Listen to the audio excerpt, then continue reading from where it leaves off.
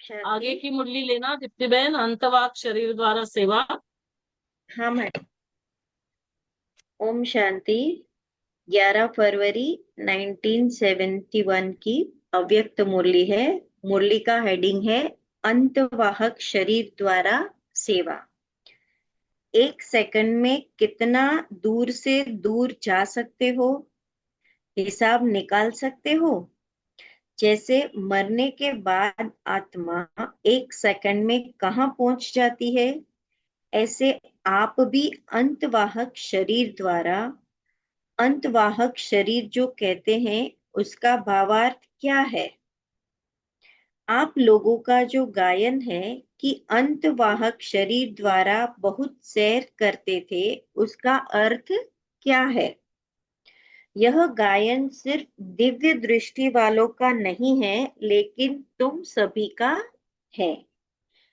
यह लोग तो अंतवाहक शरीर का अपना अर्थ बताते हैं, लेकिन यथार्थ अर्थ यही है कि अंत के समय की जो आप लोगों की कर्मातीत अवस्था की स्थिति है, वह जैसे वाहन होता है ना, कोई ना कोई वाहन द्वारा सैर किया जाता है, कहाँ का कहाँ पहुंच जाते हैं। वैसे जब कर्मातीत अवस्था बन जाती है, तो यह स्थिति होने से एक सेकंड में कहाँ का कहाँ पहुंच सकते हैं। बाबा हमेशा हमें कहते हैं ना कि हमारा लक्ष्य कर्मातीत बनना है, कर्म के प्रभाव से परे।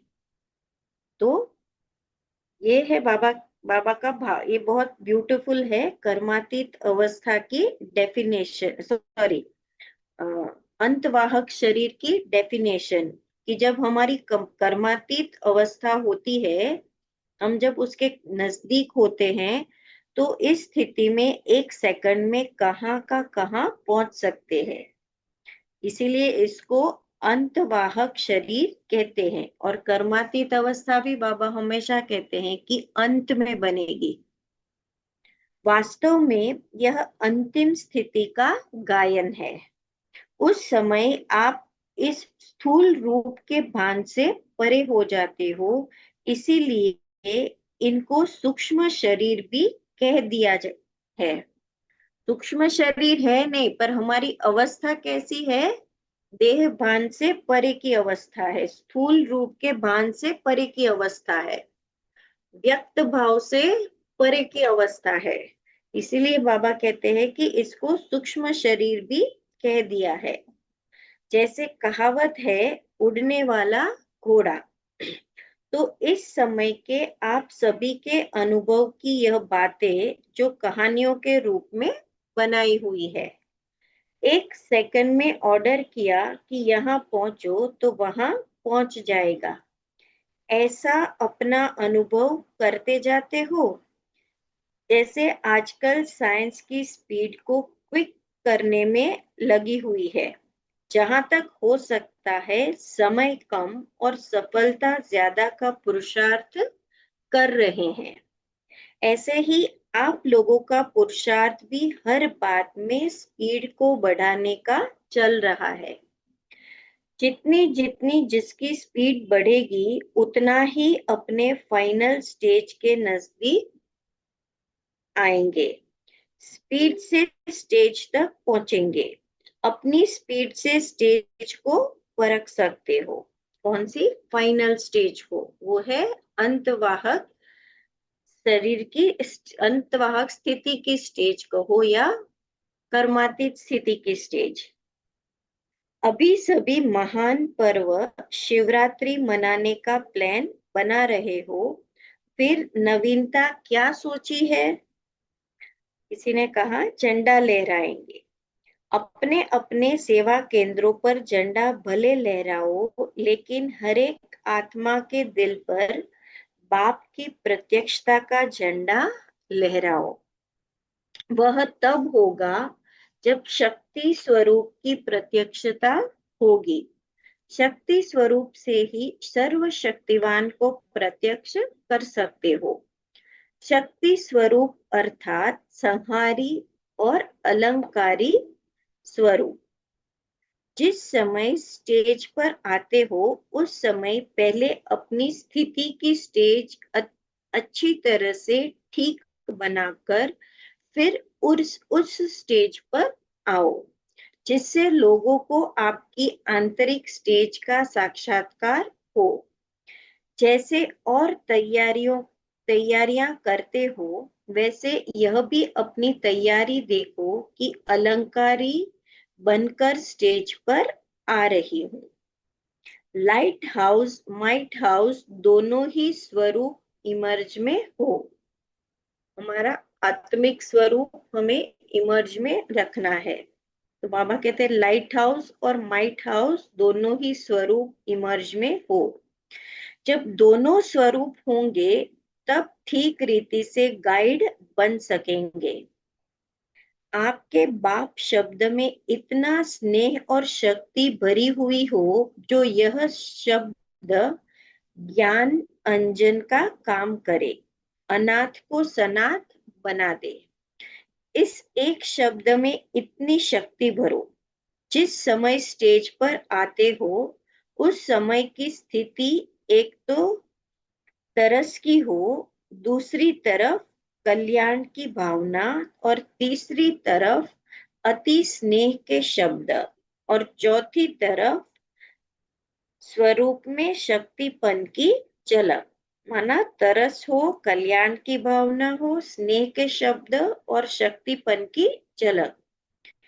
अपनी स्मृति और स्थिति को ऐसा पावरफुल बनाकर ऐसे समझो कि आपने कई समय के पुकारते हुए भक्तों को अपने द्वारा बाप का साक्षात्कार कराने के लिए आई हूं। हमारे शिवानी बहन हजारों के संख्या में जब इतने सारे को कोई भाषण करते हैं तो पता चलता है कि हर एक व्यक्ति को लगता है कि ये मेरे लिए हो रहा है, ये मुझे अप्लाई कर रहा है। तो कारण क्या होता है कि उसकी स्थिति ऐसी होती है। तो बाबा कहते हैं कि इस रीति से अपने रूहानी रूप, रूहानी दृष्टि, कल्याणकारी वृत्ति द्वारा बाप को प्रत्यक्ष कर सकती हो। समझा क्या करना है? सिर्फ भाषण की तैयारी नहीं करनी, लेकिन भाषण की तैयारी ऐसी करो जो भाषण द्वारा भाषा से भी परे स्थिति में ले जाने का अनुभव कराओ। भाषण की तैयारी ज्यादा करते हैं लेकिन रूहानी आकर्षण स्वरूप की स्मृति में रहने की तैयारी पर अटेंशन कम देते हैं। इसीलिए इस बारी ज्यादा तैयारी इस बात की करनी है, हरेक के दिल पर बाप के संबंध के स्नेह की छाप लगानी है। अच्छा, मधुबन वाले क्या सर्विस करेंगे? मधुबन वालों को उस दिन खास बाप दादा अव्यक्त वतन में आने का निमंत्रण दे रहे हैं। है ना, बाबा शिवरात्रि के दिन की डायरेक्शन दे रहे हैं। शिवरात्रि के दिन पर जो सेवा होती है, तो बाबा कहते हैं मधुबन वालों को उस दिन खास बाप दादा अव्यक्त वतन में आने का निमंत्रण दे रहे हैं। वहां वतन में आकर सभी तरफ की सर्विस को देख सकेंगे। शाम 7 से 9 बजे तक यह 2 घंटे खास सैर कराएंगे। नुमा शाम के समय योग होता है ना, तो बाबा कहते हैं उस समय 2 घंटे खास सैर कराएंगे।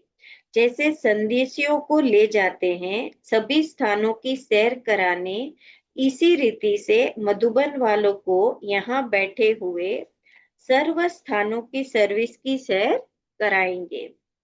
अगर बिना मेहनत के सारा सैर कर लो तो और क्या चाहिए। इसीलिए मधुबन वाले उस दिन अपने को इस स्थूल देह से परे अव्यक्त वतनवासी समझकर बैठेंगे तो सारे दिन में कोई अनुभव करेंगे, सारे दिन में कई अनुभव करेंगे। फिर सुनाना कि क्या अनुभव किया। उस दिन अगर अपना थोड़ा भी पुरुषार्थ करेंगे तो सहज ही अनोखे भिन्न भिन्न अनुभव करने के वरदान को पा सकेंगे।